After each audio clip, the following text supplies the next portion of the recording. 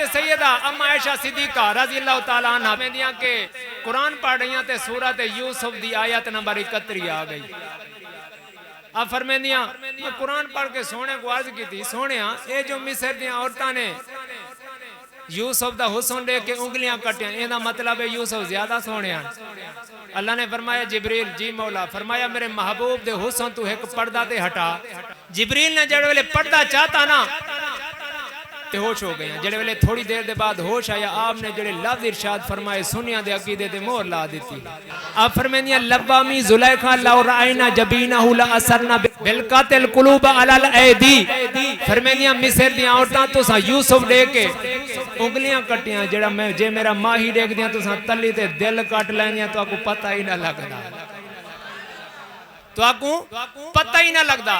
हजरत सैयदा अम्मा आयशा सिद्दीका रज़ी अल्लाह तआला अन्हा भी हदीस पाक आप फरमानिया कि मैं ना कपड़े सी रही हूं, अचानक मेरी सुई गुम हो गई, मैं चिराग ठीक करने लगी तो वो भी बुझ गया।